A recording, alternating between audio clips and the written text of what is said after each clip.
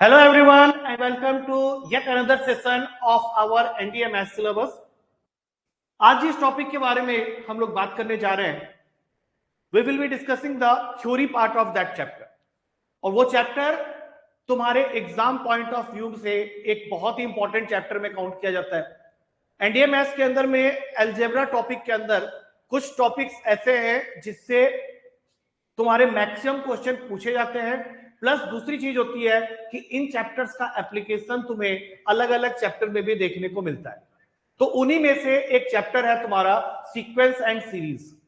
Sequence and series के theory को तुम ट्रिग्नोमेट्री के क्वेश्चंस में, क्वाड्रेटिक इक्वेशन के क्वेश्चन में, लोगारिथम के क्वेश्चन में, मैट्रिसेस एंड डिटर्मिनेंट्स के क्वेश्चन में, बाइनोमियल थ्योरम के क्वेश्चन में और ऐसे अनगिनत चैप्टर्स में अभी काउंट करवा सकता हूं जो तुम्हारे एनडीए सिलेबस के हैं, जहां पे मोर और लेस इसका एप्लीकेशन हमें देखने को मिलता है। तो इस हिसाब से तुम्हारे लिए ये सेशन बहुत इंपॉर्टेंट कहलाएगा, क्योंकि इसको पढ़ लोगे तो इसके अंदर से जो कंसेप्ट यूज होने हैं उससे तो 5 से 6 क्वेश्चन मिलेंगे ही मिलेंगे इस चैप्टर के, बट इसके एप्लीकेशन को जो जो चैप्टर में अभी गिन चुका हूं यहाँ पे उन सब में तुम देख सकते हो। डेफिनेटली उनमें उनका यूज तुमको देखने को मिलेगा। तो स्टार्ट करते हैं। वेटेज एंड इंपॉर्टेंस तो मैंने बता ही दिया है चैप्टर का। तो जितने भी बच्चे जहां भी हैं जिन्हें एनडीए के हिसाब से अपने आप को ग्रूम करना है इस पार्टिकुलर चैप्टर के अंदर, वो सारे के सारे वेलकम है। और आराम से देखो कि मैं क्या क्या बता रहा हूं और किस तरीके से हम लोग बेसिक थ्योरी को क्लियर करेंगे आज के चैप्टर में। आज का जो ये सेशन होगा इसमें मैं तुम्हें एपी, जीपी और एचपी के बेसिक कंसेप्ट्स के बारे में जानकारी दूंगा और इनको यूज करके जो क्वेश्चंस होंगे, जिनके अंदर काफी बार हम शॉर्टकट्स भी यूज करते हैं, कुछ स्पेशल ट्रिक्स भी होंगे, इनके बारे में जो सेशन होगा वो अगला सेशन होगा। आज की क्लास के अंदर मैं चीजों को मिक्स नहीं करना चाहता, इसलिए आज जो हम लोग डिस्कस करेंगे वो इसकी बेसिक थ्योरी होगी, बेसिक कंसेप्ट होगा। ये वो कंसेप्ट और थ्योरीज होंगे जो तुम्हें किसी भी पार्टिकुलर बुक से मिल सकते हैं, बट हाँ समझाते समय जो तरीका होगा उसको देखना ध्यान से, सो दैट अगर तुम्हारी कोई भी प्रॉब्लम है इस चैप्टर से रिलेटेड, जैसे कुछ बच्चे ही होते हैं जो कहते हैं कि हाँ ये चैप्टर ढंग से नहीं आता है, अदरवाइज मैक्सिमम बच्चों को इस चैप्टर के अंदर अक्षर पकड़ होती है, लेकिन उन्हें शॉर्टकट्स नहीं पता होता, उन्हें स्पेशल तरीका नहीं पता होता जिससे हम क्वेश्चन को जल्दी कर सकते हैं। तो उसके ऊपर जो सेशन होगा वो हमारा अगला सेशन होगा। आज की क्लास में पहले ये चेक कर लो कि तुम्हारे बेसिक कंसेप्ट सही जगह में हैं या नहीं। तो स्टार्ट करते हैं आज का ये सेशन। सबसे पहले बात करेंगे एपी के बारे में। एपी ये अरिथमेटिक प्रोग्रेशन होता है, जिसके बारे में हमने 10th क्लास में भी चर्चा की हुई है, वहां पे भी हमने इस चैप्टर के क्वेश्चंस किए हुए हैं। तो एपी जिसको हम अरिथमेटिक प्रोग्रेशन बोलते हैं, ये 3 तरह के होते हैं। अब तुम पूछोगे सर ये तो हमें पता ही नहीं था कि ये 3 तरह के होते हैं, हमें तो सिर्फ पता था कि जो सीक्वेंस के नंबर्स के बीच का कॉमन डिफरेंस सेम हो जाए उसी को एपी बोलते हैं। देखो वो डेफिनेशन अपनी जगह बिल्कुल सही है।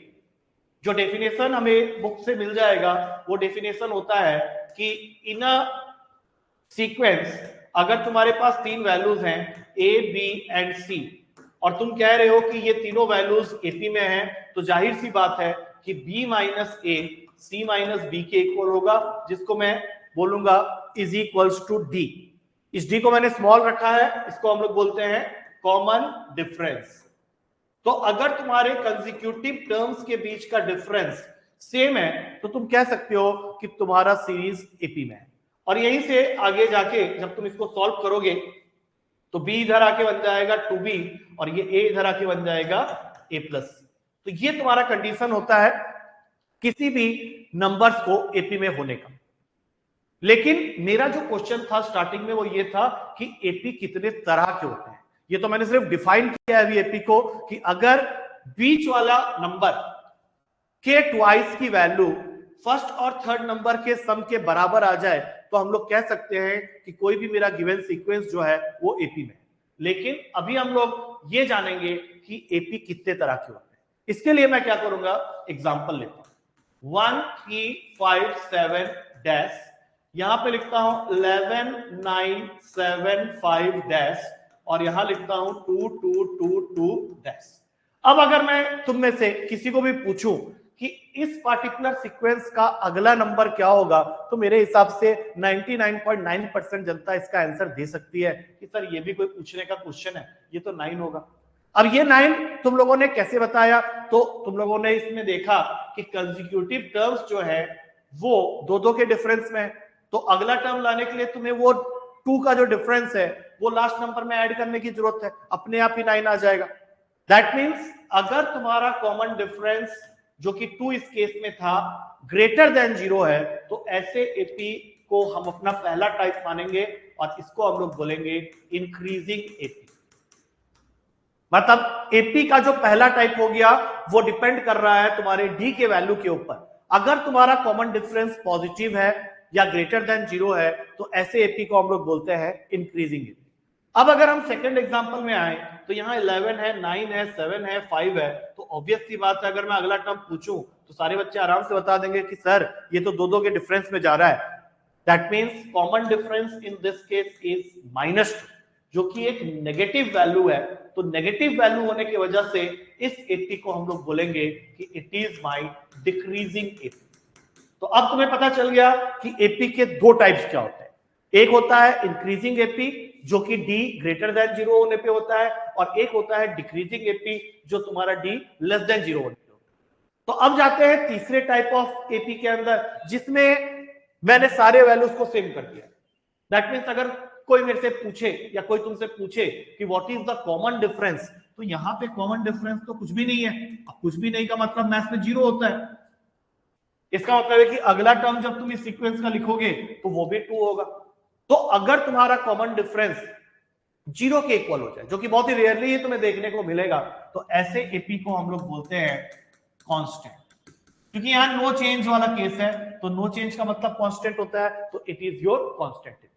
तो अब 5 मिनट के अंदर मैंने तुम लोगों को समझा दिया कि एपी होता क्या है और उसके कितने टाइप्स होते हैं।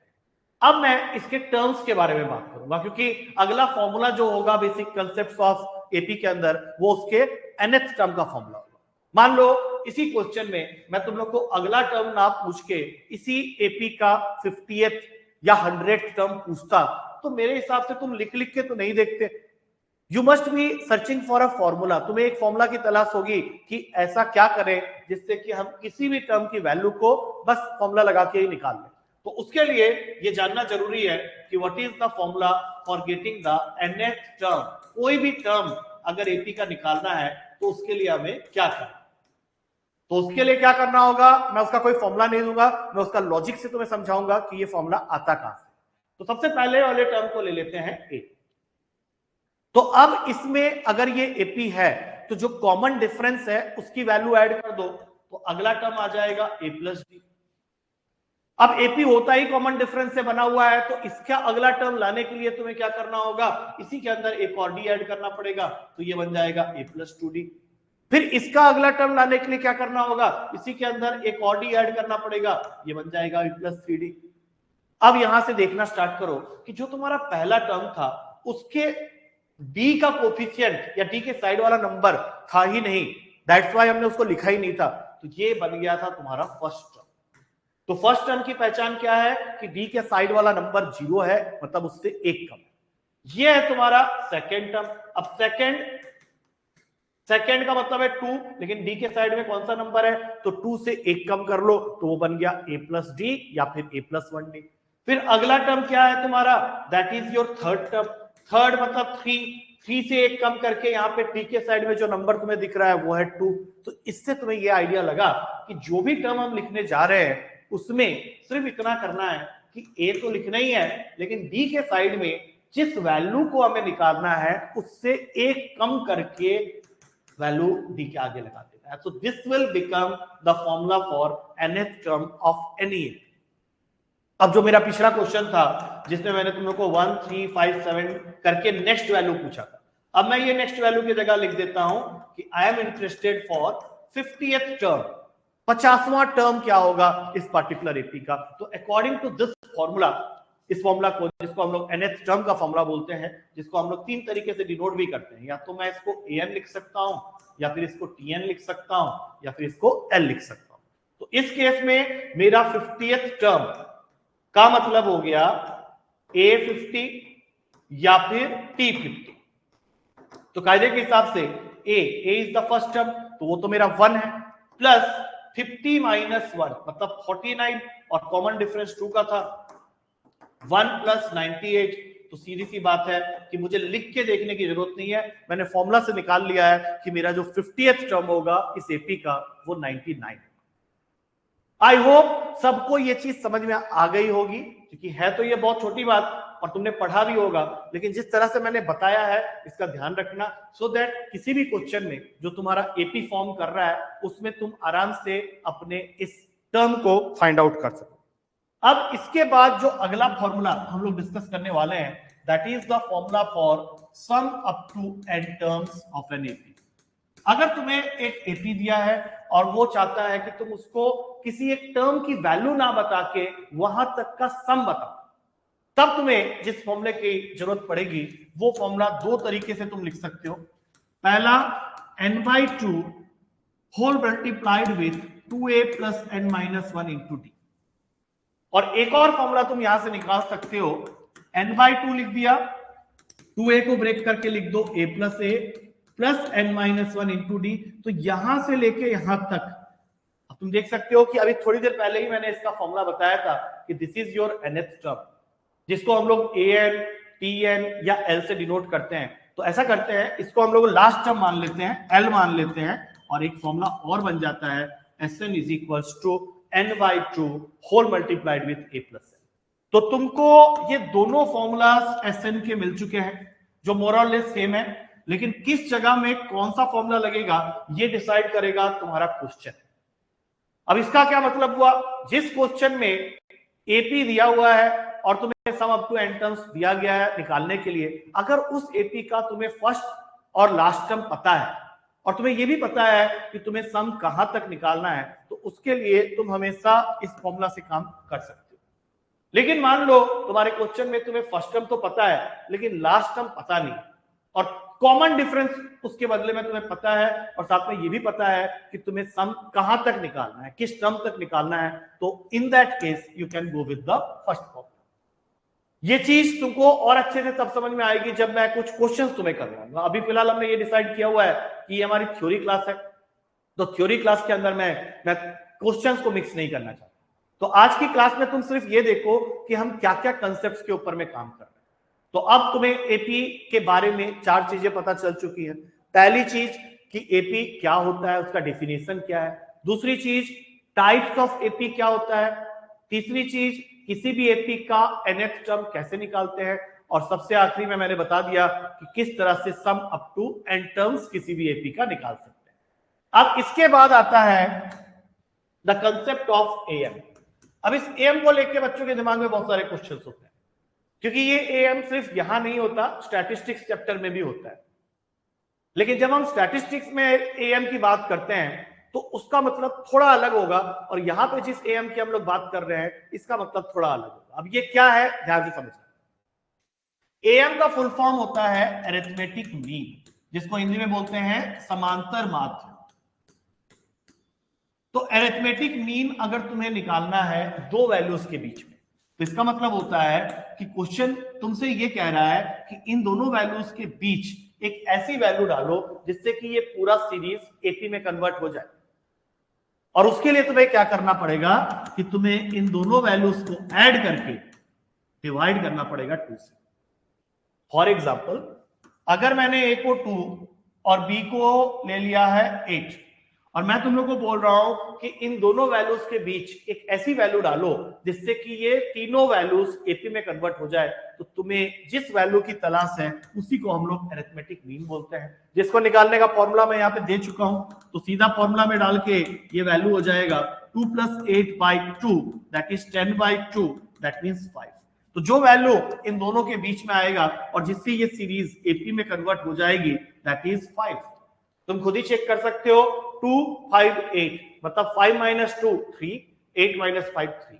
तो ये क्या हुआ कि मैंने एक ऐसी वैल्यू पुट कर दी जिससे कि ये पूरा सीरीज एपी में कन्वर्ट हो गया, और इसी वैल्यू को हम लोग बोलते हैं अरिथमेटिक मीन।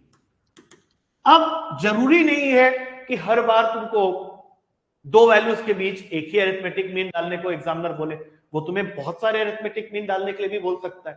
तो तुम्हें ये पता होना चाहिए कि जब किसी क्वेश्चन में दो एक्सट्रीमिटीज दिए हुए हैं, दो वैल्यूज दिए हुए हैं जो कि फर्स्ट और लास्ट में है, और उनके बीच हमें 2 3 4 5 7 8 10 कितने भी एम्स क्यों ना पुट करना हो, तो उसको भी करने का एक तरीका होता है। तो वो कैसे होता है वो मैं नेक्स्ट स्लाइड में तुम्हें बताने जा रहा हूं, ध्यान से सुनो। सपोज कर लेते हैं कि पहली वैल्यू है ए और आखिरी वैल्यू है बी, और एग्जामिनर चाहता है कि इन वैल्यूज के बीच वो n number of AIIMS put करे, मतलब n ऐसी वैल्यूज पुट कर दे जिससे कि ये पूरी सीरीज एपी में कन्वर्ट हो जाए। तो ऐसा करने के लिए तुम्हें सबसे पहला काम क्या करना है, d की वैल्यू फाइंड आउट करनी है। d तुम लोगों को पता है कॉमन डिफरेंस को बोलते हैं, तो d निकालने का यहां फॉर्मूला होता है b माइनस ए अपॉन n प्लस 1। एक बार d आ गया तो सबसे पहला am निकलेगा, am number 1 that is a plus d, और ये जगह लेगा नेक्स्ट नंबर, क्योंकि एपी का ये फर्स्ट टर्म है, ये सेकंड टर्म है, तो जो सेकंड टर्म ऑफ एपी होता है वही तुम्हारा अरिथमेटिक मीन नंबर 1 होता है। अब अगर तुम दूसरा अरिथमेटिक मीन लिखने जा रहे हो तो इट विल बी am2, और ये बन जाएगा a प्लस 2d, और a प्लस 2d का मतलब होता है third term of the AP. अब इसी तरह से अगला टर्म जब तुम लिखोगे तो that is your third am, जिसको मैं लिखूंगा a प्लस 3d, और ये बन जाएगा तुम्हारा फोर्थ टर्म।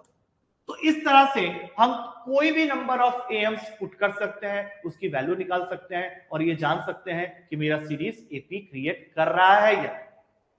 इसको और बेटर वे में समझाने के लिए मैं एक छोटा सा एग्जांपल ले लेता हूं। सपोज कर लो मेरे पास में दो वैल्यूज हैं 1 एंड 31, और एग्जामिनर चाहता है कि मैं इनके बीच 5 ऐसे वैल्यूज डालूं जिससे कि ये पूरा सीरीज एपी में कन्वर्ट हो जाए। तो ये जो 5 वैल्यूज डालने की मैं बात कह रहा हूं, इसी को बोला जाता है अरिथमेटिक मीन, और इसी के लिए मैंने अभी तुम्हें थ्योरी बताई है। तो थ्योरी के हिसाब से ये जो फर्स्ट वाली वैल्यू है ये बन गया मेरा ए, और ये जो लास्ट वाली वैल्यू है ये बन गया मेरा बी, और जितने एम्स तुम पुट करना चाहते हो वो है तुम्हारा एन का। तो अब तुम्हें क्या करना है, यहां 5 ब्लैंक्स बना लेने हैं, क्योंकि इन्हीं 5 ब्लैंक्स में जो वैल्यूज आएंगी उन्हीं को मैं अरिथमेटिक मीन बोलूंगा, and that will create my AP for this given numbers. तो इसके लिए मेरा पहला स्टेप क्या है, I should go for the calculation of my D, और डी निकालने का तरीका होता है b माइनस ए अपॉन n प्लस 1। तुम यहां वैल्यूज तो देख ही रहे हो, तो b के जगह 31, a के जगह 1, n के जगह 5 पुट करने के बाद ये वैल्यू हो जाती है d की 5। और एक बार तुम्हें d मिल गया तो am नंबर 1, जैसा कि मैं बता चुका हूं, फर्स्ट वैल्यू में 5 ऐड कर दो, 1 प्लस 5 दैट इज 6। अब इसके बाद तुम्हें वहां कुछ और लिखने की जरूरत नहीं है, बस तुम्हें ध्यान रखना है कि ये जो कॉमन डिफरेंस तुम्हारा आया हुआ है 5 का, बस यही वैल्यूज को तुम्हें आगे नंबर्स में ऐड करते हुए चले जाना, जिससे कि ये पूरा सीरीज जो है वो एपी कन्वर्ट हो जाए।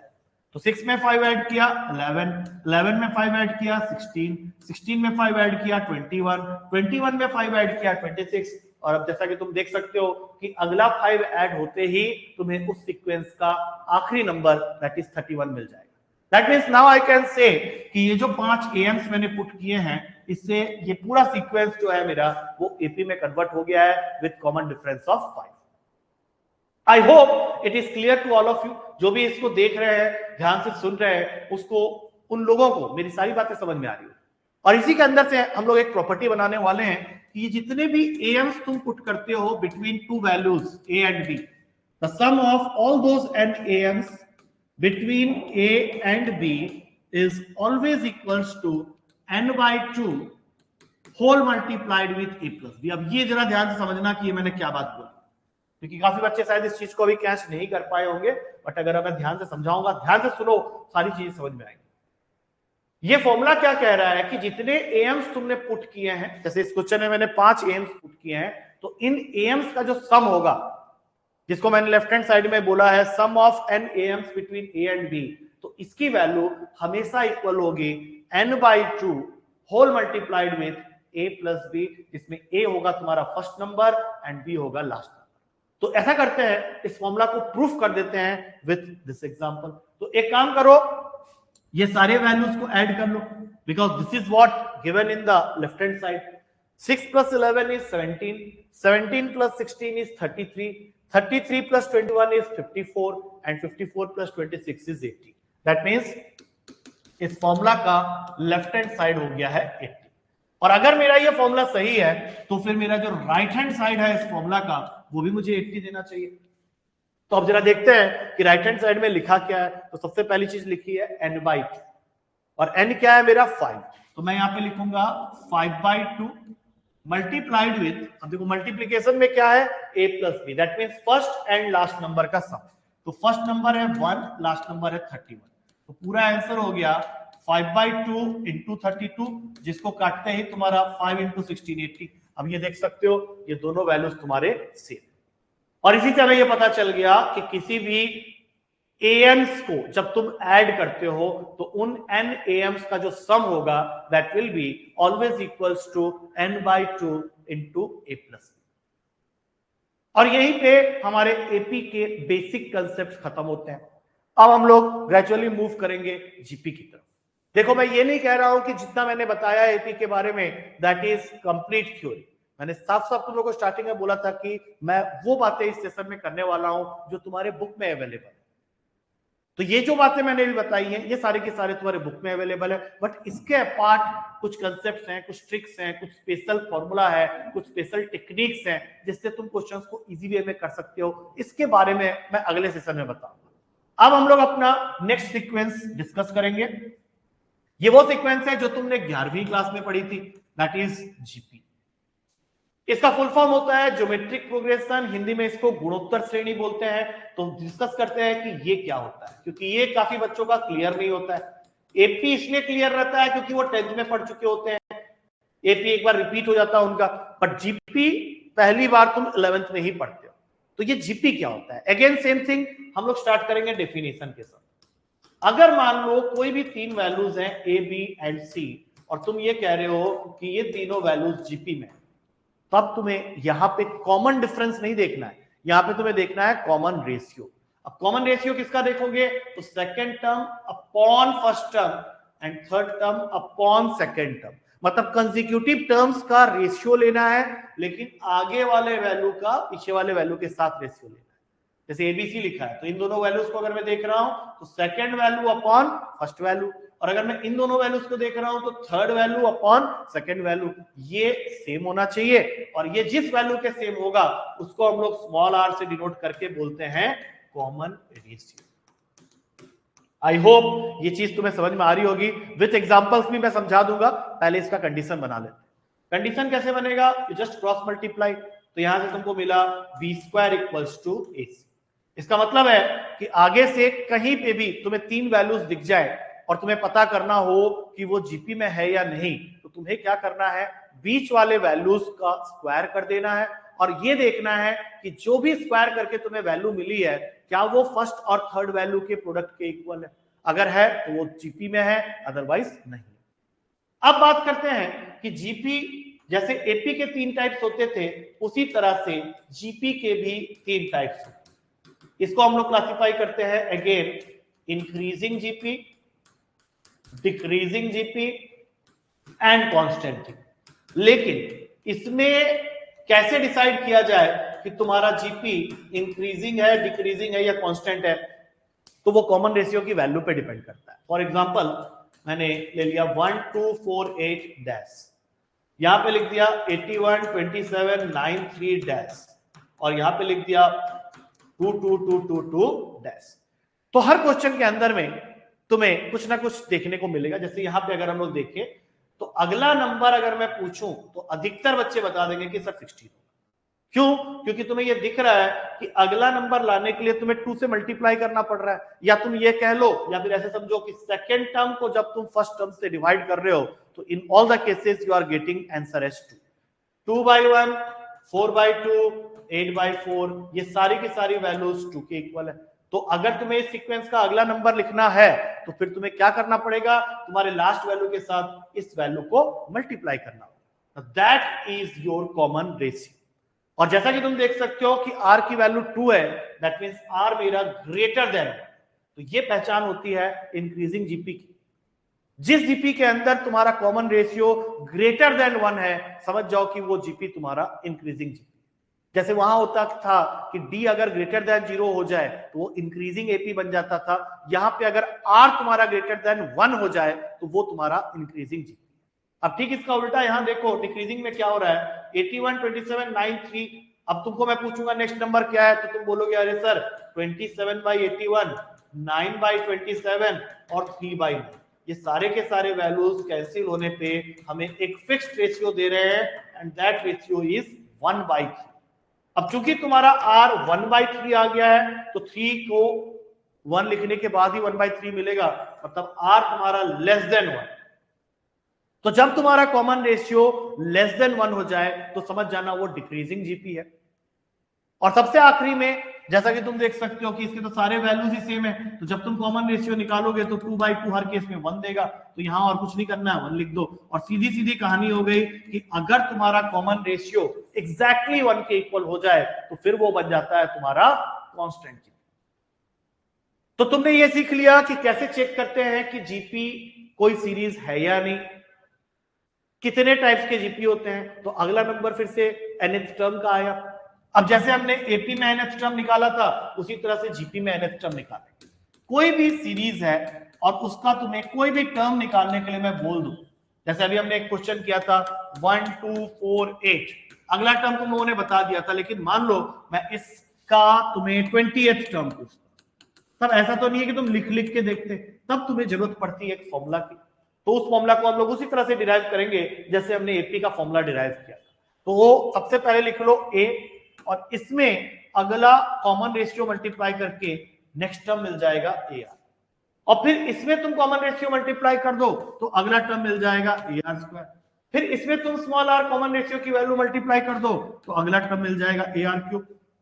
अब इसमें पैटर्न क्या है कि यहां पे r नहीं है तो r के पावर में 0 रहा होगा, so this is your first term. ये r के पावर में 1 लेके बैठा हुआ है, ये सेकंड टर्म है। ये r के पावर में 2 लेके बैठा हुआ है, ये थर्ड टर्म है। ये r के पावर में 3 लेके बैठा हुआ है तो ये फोर्थ टर्म है। तो यहां क्या पैटर्न देखने को मिल रहा है कि जो भी हम टर्म लिख रहे हैं r उसके पावर में जो वैल्यू ले रहा है वो उस टर्म की वैल्यू से एक कम है। जैसे यहां 1 था तो r ने क्या वैल्यू लिया, 1 से एक कम मतलब 0। यहां वैल्यू थी n की 2 सेकेंड टर्म, तो r ने क्या वैल्यू लिया, उससे एक कम, दैट इज 1। तो इसका मतलब है कि जब तुम nth टर्म लिखोगे ऑफ अ जीपी तो r वो वैल्यू लेगा जो n से एक कम होगा, दैट इज a r के पावर में n माइनस। अब सपोज कर लो तुमको ये क्वेश्चन करना है तो सबसे पहले फर्स्ट टर्म क्या है 1, कॉमन रेशियो तुमने देख लिया 2 है, अब यहां आ जाएगा 90, तो इसका 20th टर्म क्या होगा 2 की पावर 90।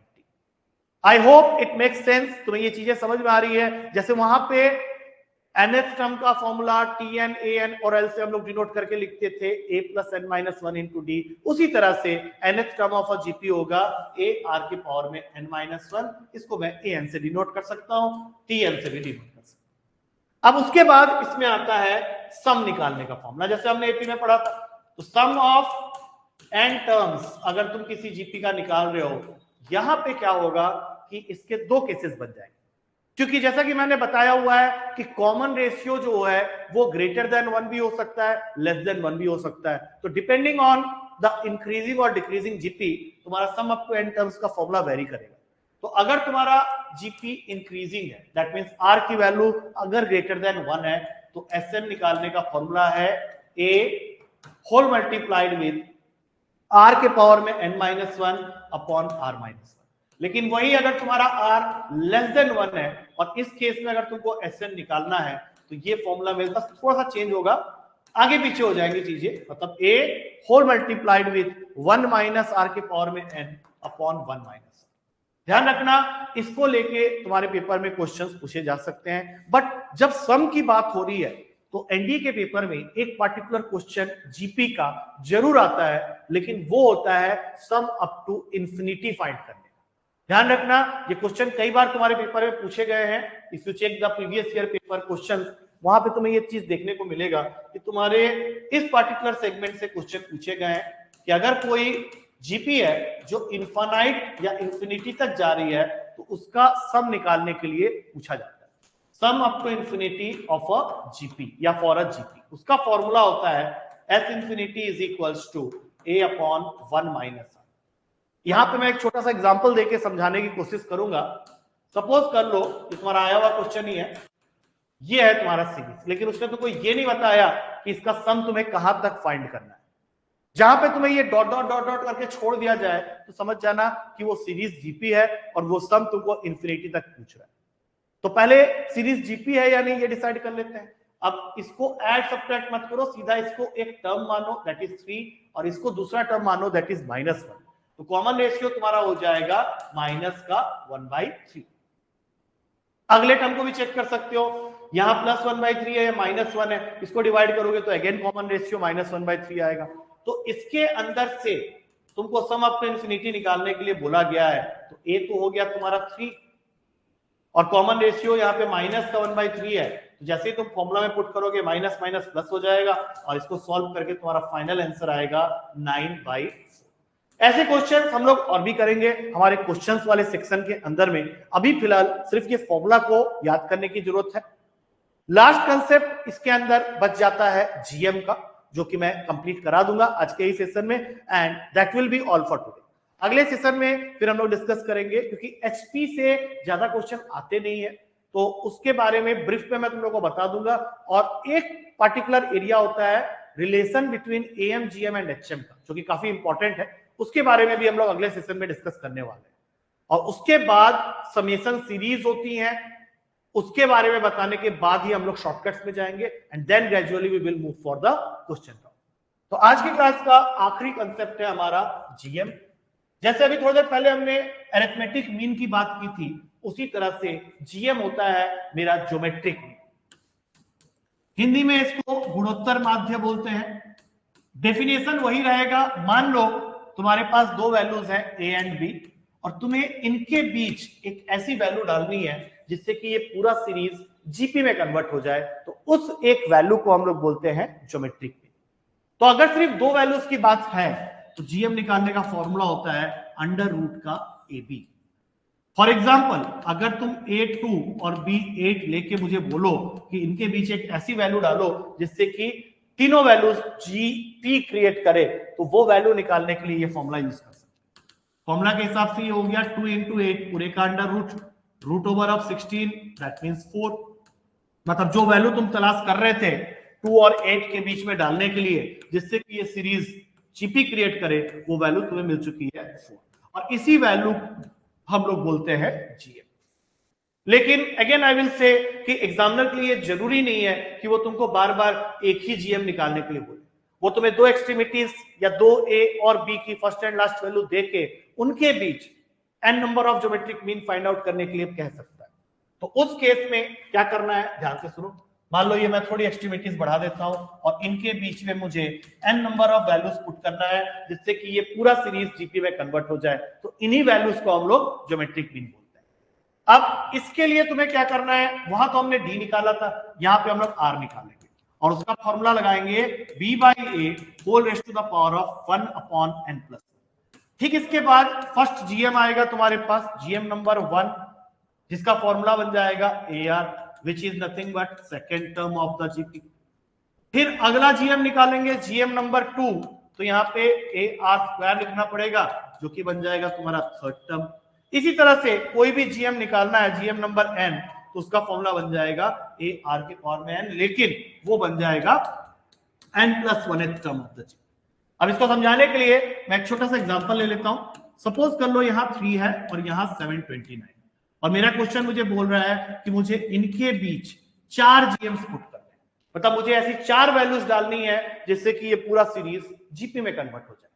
तो सीधी सी बात है, सबसे पहले यहाँ 4 डैश बना देता हूं, क्योंकि इन्हीं 4 डैश के अंदर मैं ऐसी वैल्यूज डालूंगा जिसको बाद में जब मैं देखूंगा तो पूरे सीरीज को वो जीपी में कन्वर्ट कर चुका हूं। तो उसके लिए मुझे क्या करना है, सबसे पहले जो पहली वैल्यू है उसको ए बना लो और जो आखिरी वैल्यू है उसको बी बना लो और जितने जीएम्स तुम्हें पुट करने हैं उसको एन बना लो, क्योंकि तुमको सबसे पहले निकालना पड़ेगा आर की वैल्यू, जिसका फॉर्मूला मैं ऑलरेडी दे चुका हूं। तो लेट्स सी कि आर क्या आता है इसके साथ। तो B that is 729 upon A that is 3 और 1 to the power of n+1 मतलब 4+1। तो टोटल वैल्यू आ गई 243 के पावर में 1/5। 243 का मतलब होता है 3 की पावर 5, 1/5 से ये कैंसिल हुआ, कॉमन रेशियो की वैल्यू आ गई 3। और जैसे ही मुझे कॉमन रेशियो मिला 3, तो आई थिंक मैं तुम लोगों को बता चुका हूं कि आने वाले जितने भी टर्म्स अब तुम लिखोगे वो 3 से मल्टीप्लाई करते हुए जाना है। तो लेट्स स्टार्ट फ्रॉम हियर। 3 में 3 मल्टीप्लाई किया 9 आ गया, 9 में 3 मल्टीप्लाई किया 27 आ गया, 27 में 3 मल्टीप्लाई किया 81 आ गया, और फाइनली 81 में 3 मल्टीप्लाई किया 243 आ गया। अब अगर तुम इसमें 3 मल्टीप्लाई करते हो तो यू कैन इजीली चेक कि अगला नंबर तुम्हारा 729।